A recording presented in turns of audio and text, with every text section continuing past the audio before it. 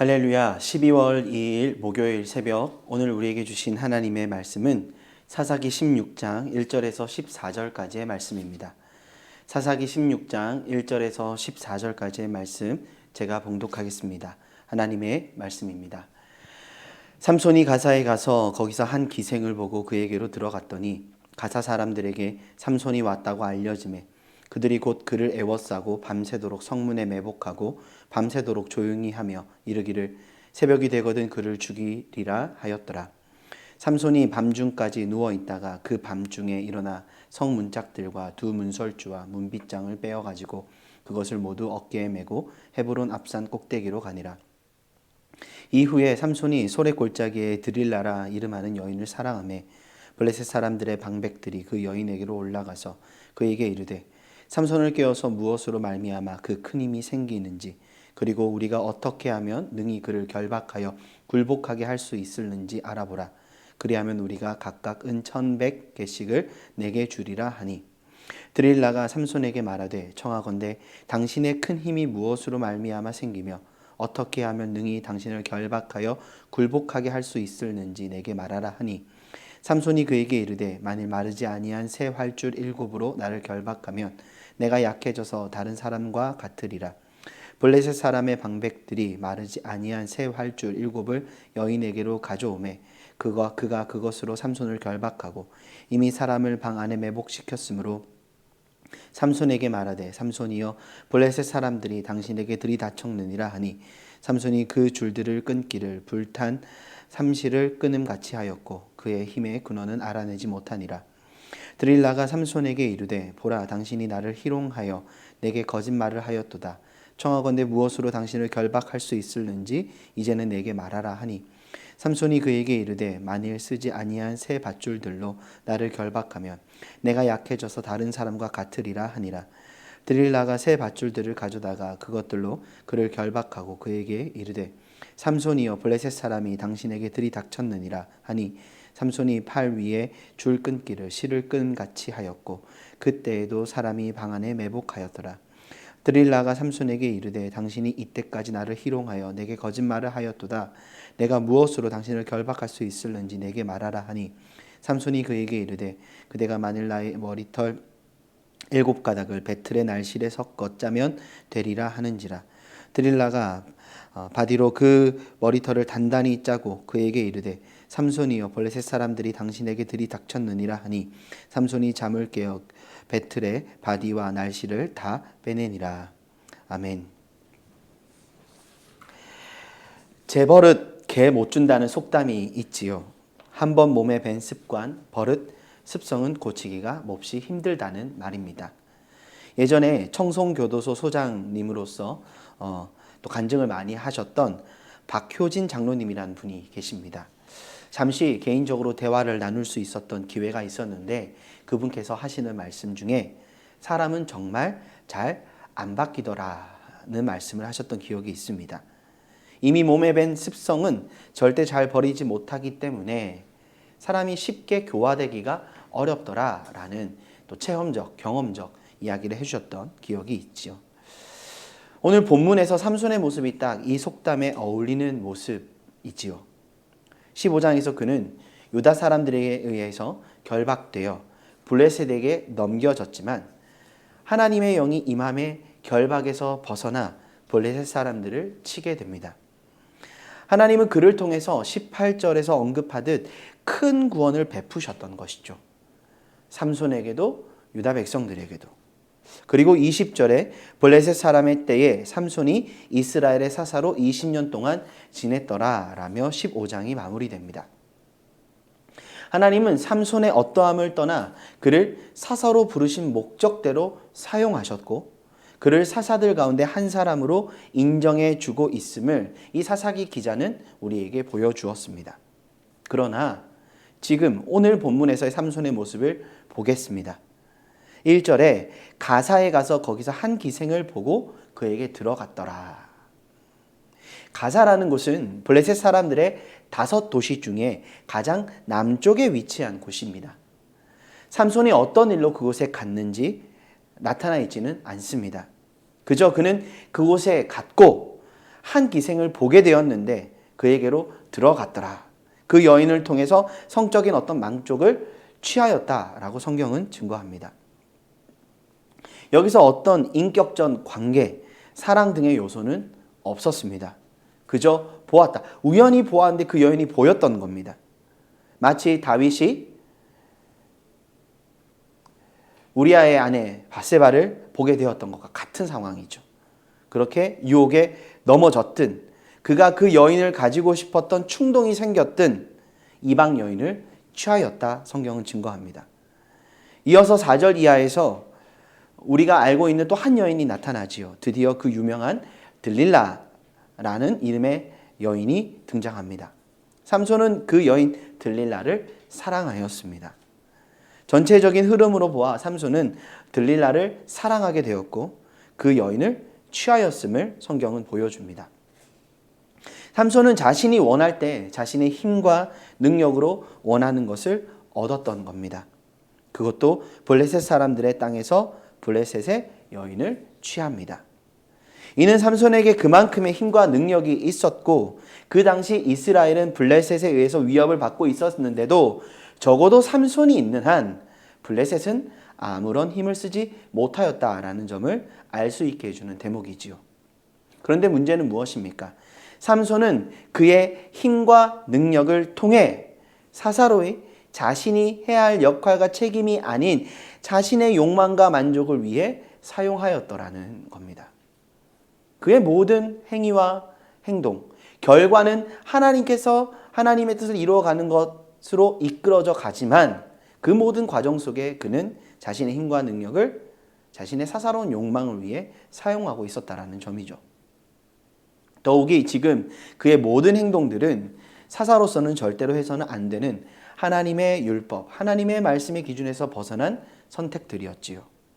이방 여인을 취한다라는 것 그 자체가 이미 하나님의 그 율법의 기준에서 벗어난 자의 행위였던 겁니다. 하나님은 삼손의 연약함을 통해서도 그를 사사로서 사용하시고 계속해서 그를 통해 역사하셨는데 삼손은 나신인으로서의 자신의 정체성을 지키기는커녕 계속해서 부르심에 합당하지 않은 길로 나아가고 있었던 겁니다. 더욱이 아무리 블레셋 땅에서 행했던 일이라 하더라 해도 그의 모습은 말 그대로 폭력 그 자체입니다. 또한 비도덕적 모습이지요. 자신이 원하는 대로 자신의 힘을 통해 다 취하고 싶었던 것, 보고 소유하고 싶었던, 취하고 싶었던 그 모든 것들을 취하고 있으니 말입니다. 그 당시 블레셋의 문화가 아무리 문란하고 도덕적이지 않았다 하더라도 이는 정도에서 벗어난 모습이라 할 수 있습니다. 이러한 삼손의 현실 가운데서도 하나님의 큰 능력은 여전하였음은 본문에서 나타나는 블레셋 사람들과의 관계 속에서 우리는 계속해서 발견할 수 있지요. 그들은 결코 삼손을 결박시키지 못하였습니다. 도리어 그들은 그들의 모든 계략과 삼손을 결박시키고자 하는 그들의 모든 계획은 수포로 돌아가지요. 그렇다고 해서 아무런 문제가 없었던 것인가? 사사기 기자는 삼손과 드릴라의 이야기를 통해서 그 결국과 그 위험성이 우리에게 보여줍니다. 무엇입니까? 삼손의 모습을 통해 현재 이스라엘의 현실, 진정한 그들의 위협이 무엇인지 말씀을 통해 우리 가운데 보여주고 있는 것이죠. 그들의 진짜 적은 블레셋이라는 이런 외부적 현실이 아니라 바로 그들 내면의 현실이었다라는 것입니다. 들릴라의 등장과 함께 삼손은 이전과는 다른 유혹을 직면하게 됩니다. 블레셋 사람들은 들릴라를 통해서 삼손의 큰 힘의 근원이 무엇인지를 알아내어 그를 능히 결박하고자 했던 겁니다. 삼손은 들릴라의 의도를 몰랐을까요? 알았을 겁니다. 6절에서도 나타나듯 청하건대 당신의 큰 힘이 무엇으로 말미암아 생기며 어떻게 하면 능히 당신을 결박하여 굴복하게 할 수 있을는지 내게 말하라. 들릴라는 계속해서 삼손에게 대놓고 자신을 사랑한다면 나의 이 요구를 들어줄 것을 요구하며 반복되어지게 그에게 그 큰 비밀을 알 수 있도록 그 큰 힘의 근원이 무엇인지 자신에게 알려달라고 요구합니다. 삼손의 입장에서 볼 때 말하지 않아도 되었습니다. 그래서 한 번은 마르지 아니한 새 활줄 7으로 나를 결박하면 된다고 거짓말을 하죠. 또 한 번은 새 밧줄들로 나를 결박하면 된다고 이야기합니다. 또 한 번은 나의 머리털 7가닥을 배틀의 날실에 섞어 짜면 된다고 말합니다. 그때마다 블레셋 사람들이 그를 결박하려 하였고 이는 무산대고를 반복하였습니다. 정말 바보가 아닌 이상 이 들릴라의 의도가 무엇인지 몰랐다 말할 수 없지요. 삼손은 그런 상황 속에서 그럴 수 없다고 들릴라를 설득하거나 이에 대한 단호한 태도를 취하지 않습니다. 계속해서 여지를 남깁니다. 마치 그 들릴라를 놀리는 듯 그것을 즐기는 듯한 모습으로 보여지기도 합니다. 그리고 그로 인한 위험, 문제 정도는 여전히 자신의 힘으로 이겨낼 수 있다는 오만함 가운데 여유를 부리고 있었던 겁니다. 그런데 잘 보시면 그가 첫 번째보다는 두 번째, 두 번째보다는 세 번째 언급하는 수단들을 볼 때 점점 뭔가 그의 비밀의 근원에 대해서 암시하고 드러내고 싶어 하는 이걸 정말로 가르쳐 줘야 되나? 라는 이 갈등의 지점으로 그가 향하고 있다는 것이 보이지 않으십니까? 오늘 본문에서도 나타나듯이 나의 머리털 7가닥을 날실에 섞어서 짜면 된다. 그걸로 자신을 묶으면 된다. 이야기하지 않습니까? 우리가 알다시피 결국 오늘 본문 이후에 15절 이하에서는 이어지는 본문에서 삼손은 그 비밀을 알려주게 되지요. 그의 자신감은 자만심이 되었습니다. 그 자만심 가운데 그는 자신을 잃어버리는 현실로 나아가게 됩니다. 겉으로 보기에는 들릴라로 인한 결과 같아 보이지만 이러한 현실 가운데 스스로를 내어 던진 그리고 이렇듯 자신을 내어주어도 아무런 문제가 없을 것이라는 오만함으로 인해 삼손은 결국 모든 것을 잃어버리는 자리로 나아가게 되는 것이죠. 그 과정을 오늘 본문은 우리에게 보여주고 있었던 겁니다. 우리가 죄의 문제를 대할 때도 이 점을 깊이 생각해 봐야 합니다. 유혹은 항상 있을 수 있고 외부적인 어떤 영적 문제를 직면할 수 있습니다. 그러나 이러한 유혹이나 현실이 문제의 본질은 아니다라는 점이죠. 어떠한 고난이 닥치고 어떠한 위협 앞에 우리가 서 있다라는 그 상황이 우리의 삶을 결정하는 것은 아니더라는 겁니다. 문제는 바로 이러한 현실을 대하는 우리의 태도와 중심이 모든 것을 결정할 수 있다라는 사실을 오늘 성경은 우리 가운데 말씀하고 있는 것이죠. 너무 예민하게 받아들이는 것 또한 문제일 수 있겠지만 아무런 문제의식 없이 이 심각성을 고려하지 않은 태도로 충분히 이겨낼 수 있고 감당할 수 있다는 오만한 태도 역시 항상 경계해야 할 모습이더라는 겁니다. 분명 어린아이들이나 청소년들에 비해서 성인들이 어떤 유혹이나 또는 외부적인 문제들을 이겨내는 힘이 분명히 있을 겁니다. 그렇다고 해서 자유롭다 말할 수 없는 것이죠. 그들의 중심이 온전히 하나님께 붙들려 있지 않다면 우리가 하나님의 손에 온전히 붙들려 있지 않다면 그 누구도 죄의 유혹, 외부적인 어떠한 영향력으로부터 자유로울 수 없습니다. 외부적인 영향력이 우리에게 영향을 미치는 것이기도 하겠지만 우리의 중심이 온전히 굳건하게 믿음의 반석 위에 서 있지 않는 한 우리는 넘어질 수밖에 없는 연약한 자들이다 라는 것이죠. 능력이 있고 지위가 있거나 정치인이나 사회의 저명 인사, 나아가 종교 지도자라 해도 그 누구나 동일한 모습으로 서 있을 수밖에 없습니다. 이스라엘의 현실 또한 동일했던 것이죠. 하나님의 구원을 경험했던 그들, 그 가나안 땅 가운데 하나님의 언약 백성들로서 살아가고 있었던 그들, 하나님은 그 수많은 전쟁 속에서 계속적인 외세의 위협 속에서 그들을 구원해 주시고 그들을 통해서 하나님의 구원을 드러내기 원하셨지만 사사 삼손을 통해서 그들은 하나님의 큰 구원을 경험했다. 그리고 블레셋의 위협에서부터 자유롭다고 해서 그들에게 아무런 문제가 없었는가? 아니다라는 것이죠. 이렇듯 사사기 기자는 하나님의 변함없는 은혜와 사랑과 상관없이 하나님과 상관없는 영적인 현실, 그들의 중심으로 말미암은 결국의 향방이 어떠한지, 어떠할 수밖에 없는지, 이로 인해서 스스로 사망의 길로 나아가고 있는 그들 이스라엘 백성들의 현실을 지금 삼손의 서사를 통해서 보여주고 있는 것이지요. 삼손은 자신을 너무 믿었던 겁니다. 이것이 문제가 아닐 수도 있겠지만 그는 그로 인해 하나님이 자신을 부르신 부르심에 부합한 삶을 살아가지 못했습니다.